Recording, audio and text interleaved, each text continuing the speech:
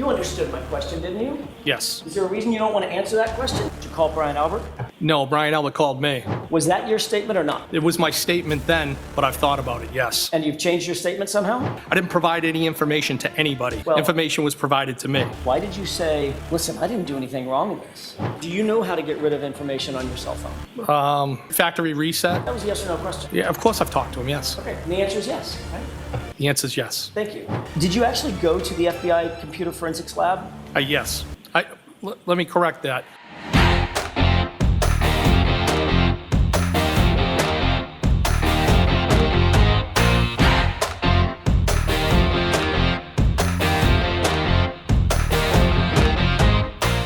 Well, hello everybody, and welcome back to Buckle Up, It's the Law. Folks, today we are entering part 10 of Brian Higgins' testimony, cross-examination by Alan Jackson in the Massachusetts versus Karen Read murder trial. We are teleporting back to June of 2024. As you all know, Karen Read is about to begin her second trial on April 1st, 2025. And this is days before the eve of trial and jury selection will begin. So, to refamiliarize ourselves with the shenanigans that the McCalberts and Brian Higgins and all the other players have been doing, I have started this series. This is part 10 of the series. There are 9 previous parts, and we'll have at least 1 or 2 more, I anticipate, although I could be wrong. It all depends on how quickly we move and how much cross-examination is actually left, which is not much. Also, in different types of series, I have playlists. Trooper Proctor and Jennifer McCabe are already on my channel. They should be in the description below. I will also be adding, and eventually they will also be in the description below, Allie McCabe, Yuri Buchanan, and Trooper Paul. And like I said before, let me know in the comments below if you want me to do anybody else that is of substance, on value, and worth mentioning. So, without further ado, let's go. Your testimony is that you don't recall the substance of those conversations at 6:12 and 6:16. I don't, no. Isn't it true that you were asked about those phone calls at another hearing? I might have been, I don't recall. And did you testify at the other hearing that, in fact, what was discussed was the substance of the taillights being found at the location? No, that's not what that was in reference to.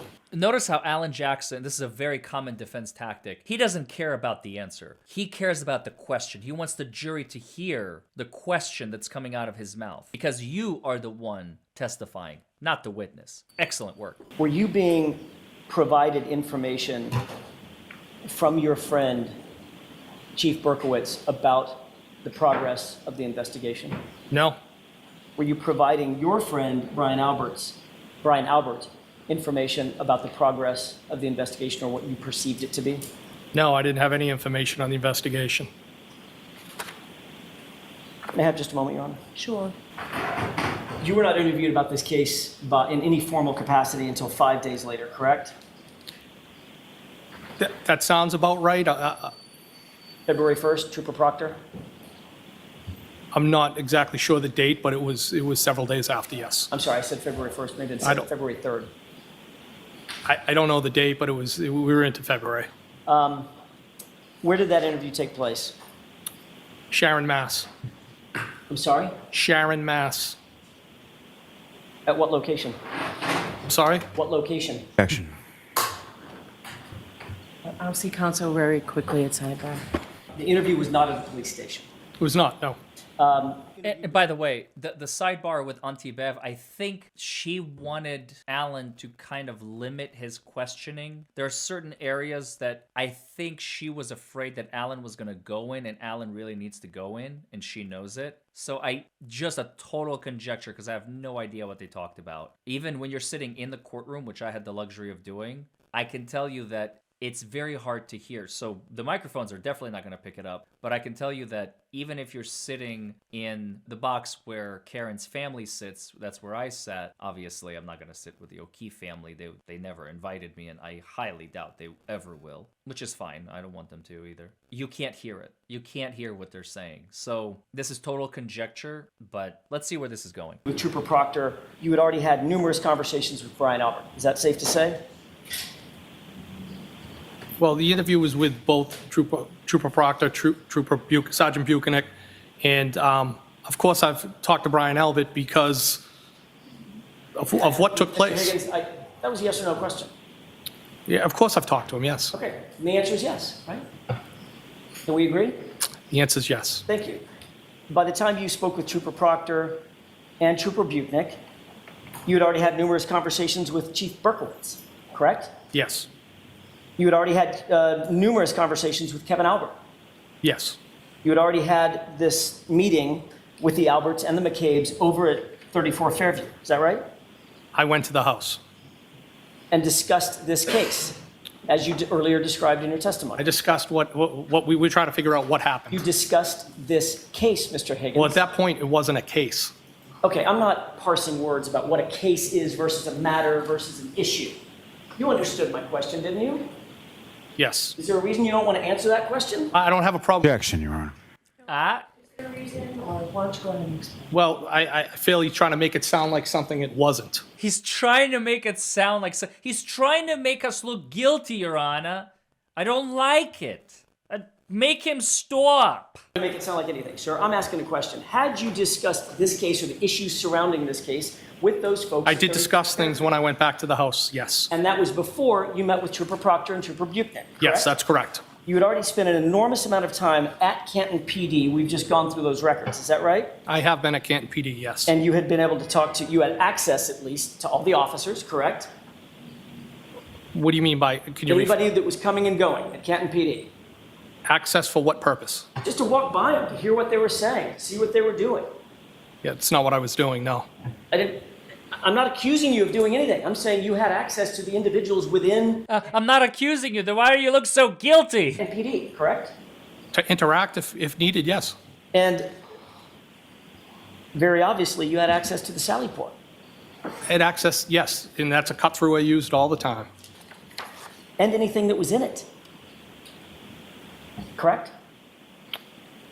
I wouldn't need anything in it. It was only after all that Michael Proctor thought that you were worthy of a conversation. Objection. I'll rephrase it. It was only after all of that you were interviewed by Michael Proctor and Trooper Buchanan, correct? I wasn't interviewed to the following days, that's correct.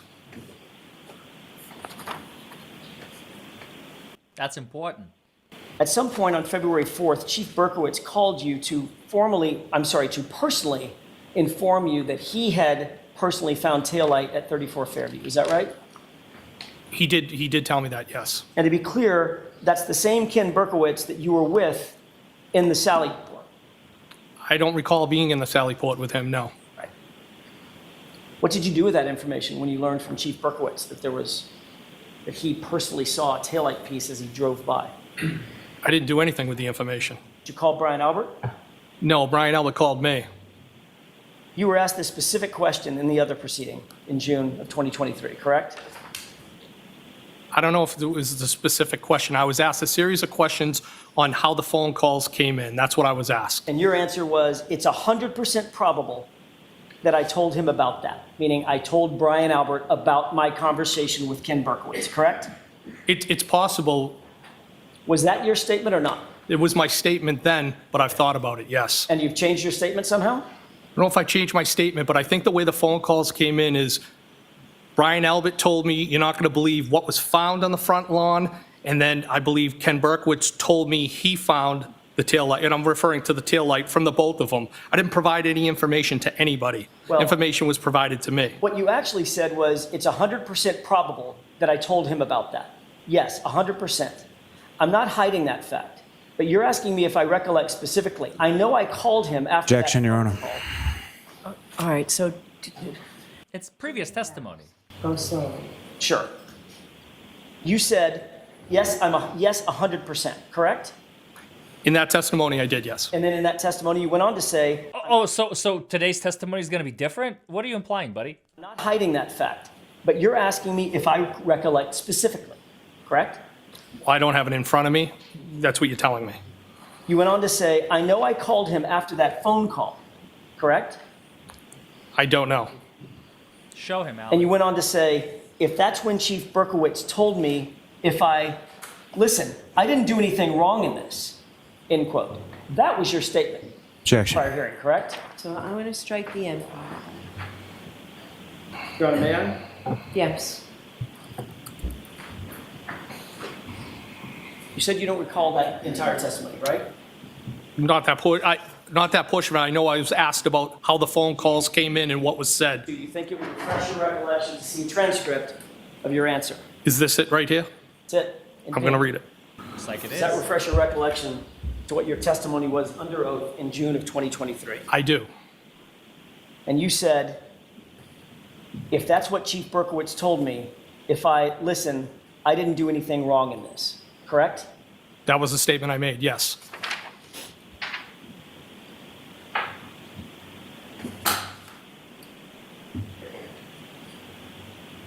Why did you say, listen, I didn't do anything wrong in this? Objection. Why'd you say that?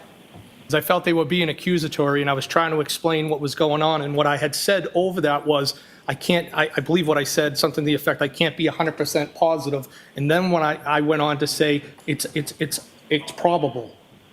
But I felt like they were being accusatory, and I was trying to explain how the phone calls came in. I've had time to reflect about it after that, since that testimony, and both that information about the taillight that was found was provided by each person. I didn't provide any information to anybody. Next question. Thank you. You said, look, I didn't do I had time to reflect on it means we reconvened and got our stories even straighter since then. Translation. anything wrong in this because it looks like you and Ken Berkowitz were colluding to provide information to Brian Albert, correct? Objection. Is that correct? Absolutely not correct. That's And wrong. you knew that was going to look like collusion, which is why you said, look, I didn't do anything wrong in this.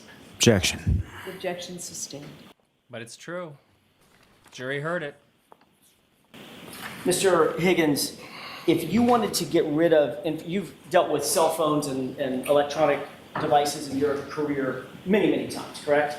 Over my career, yes. You've probably even written search warrants for them, things of that nature, right? Yes. If you wanted to destroy evidence on your cell phone, what kind of steps might you take to do that? Objection. If you wanted to just It's a hypothetical. That's why it's objected to. You can't. He's not acting in the capacity of an expert witness, and to ask him a hypothetical question is unfortunately not something that Alan Jackson can do. But it's a cute question. I love the question. It's throwing him off his horse. Although it's so difficult with sociopaths. get rid of information on your cell phone that would be unrecoverable, what steps might you take? Objection. Sustained. He knows. Do you know how to get rid of information on your cell phone? Objection. That's allowed. You can answer that. Do I know how to get rid of information? I mean, I think there's different ways. You could wipe your phone. Anything else? You could wipe your phone. Could take out- Factory reset. Factory reset might be one, wiping your phone, taking the SIM card out. I don't know that the SIM card's going to take information that's on the phone out. So that might be one avenue. You could break the SIM card in half or snap it, correct? It could, yes. You know the SIM card stores an enormous amount of data that the phone's just a brick, right? No, I don't know that. Okay. You could also, if you take the SIM card out, you just get rid of the phone somehow, right? Just destroy it. Yes. Might even consult with some kind of an expert to help learn how to permanently erase things from a phone, like a forensics expert, for instance. Objection. Sustained. On Saturday, January 29th, you spent much of the morning at Brian Albert's house, and then the rest of the day variously at Canton PD. You would agree with that, correct? No, you said I spent much of the morning at Brian Albert's house? Correct. In other words, you went over there at whatever it was, 7:50, 8 o'clock, something like that, and then until about 9 o'clock. No, I got over there around 7 o'clock, and I was there less than an hour. I wasn't there most of the day. Okay, I never fair went back there. So you spent time at Brian Albert's house, then much of the rest of the day at Canton PD, correct? Yes. And then the very next day, that Sunday, you called a friend of yours, a guy named Matt Kelch, didn't you? Yeah, he's my best friend, And yes. he's a special agent with the FBI, isn't he? No, he's not. Was he then? He's never been a special agent with the FBI. He's a special agent with ATF. My mistake. I thought he was with the FBI. He's a He- federal special agent, He's a coworker of mine, yes. which makes him a federal special agent, right? An ATF agent, yes. Answer And the question. does he work for or have access to the Regional Computer Forensics Lab? Yes, he works over there. Okay, that's the FBI Regional Computer Forensics Lab, correct? Yes.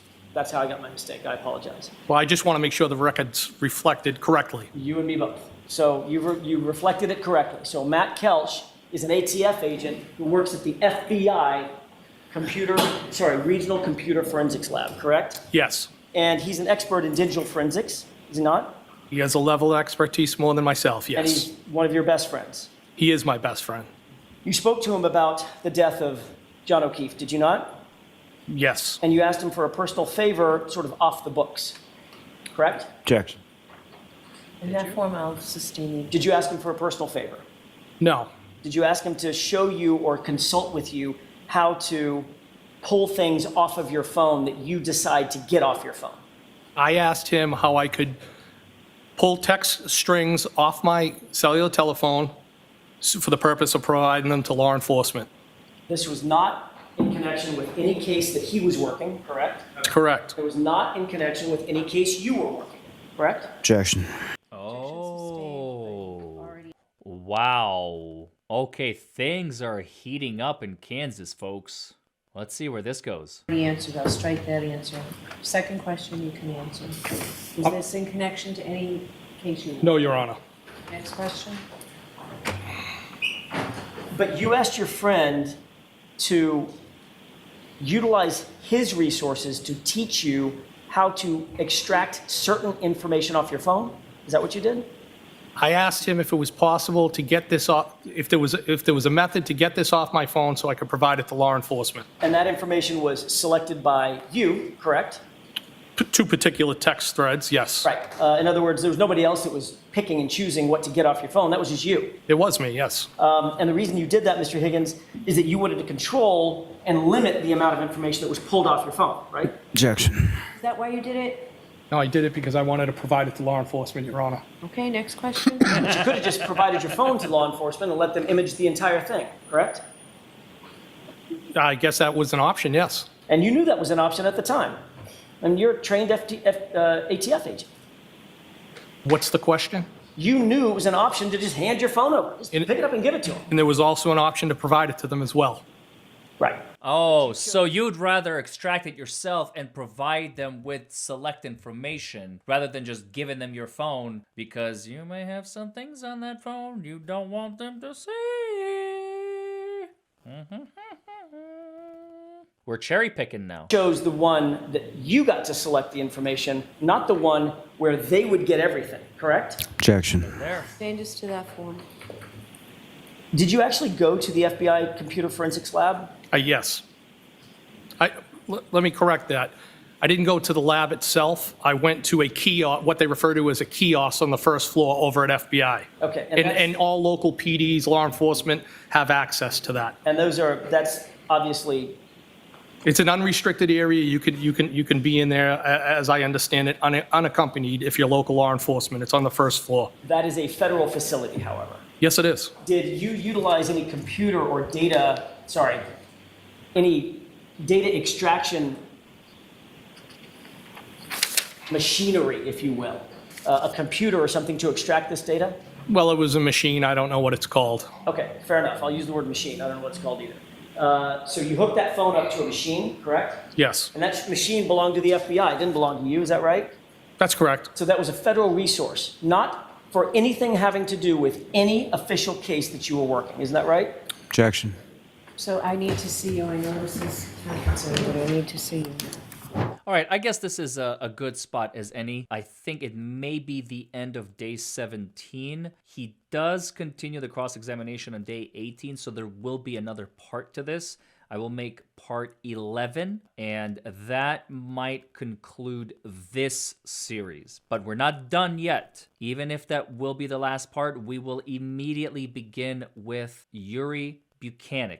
My plan is to do him next. So tune in for that. Don't forget to like and subscribe to the channel if you haven't already. Like this video, comment below, subscribe to the channel, of course. And check out the other playlists. We have Trooper Proctor, we have Jennifer McCabe, we have Matthew McCabe, And now we are almost coming to the conclusion of Brian Higgins. Next up, we have Yuri Buchanan, Trooper Paul, and Allie McCabe. For those of you who don't know, I had the luxury and pleasure of being in the courtroom, as a matter of fact, right when Allie McCabe was testifying and when she broke into tears, accidentally slipping up and saying when he went into the house or something to that effect, something about a man going into the house, and her realization of, oh shit, I slipped up. Oh my God, like I hope I didn't sink this whole case by myself. That would have been something, folks. If one person in this whole entire anti-Karen Reed ecosystem, the McAlberts and their lackeys, have literally fallen apart just because of one witness, their daughter, the McCabe daughter. I mean, that would be something. And that's why she's not on the witness list for trial number 2. So that's it, folks. I will see you in the next video. Bye, everybody.